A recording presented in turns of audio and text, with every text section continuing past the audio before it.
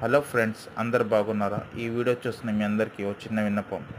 Friends, మనందరి జీవితం బాగుండాలని కోరుకోవడంలో ఎటువంటి తప్పు లేదు.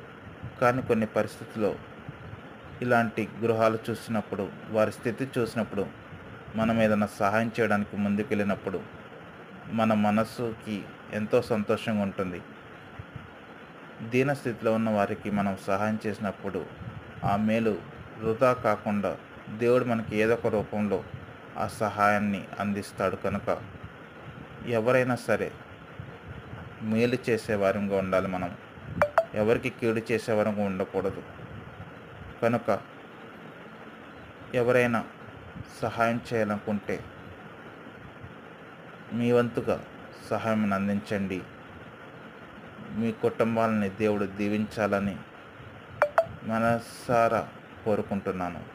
God bless you all.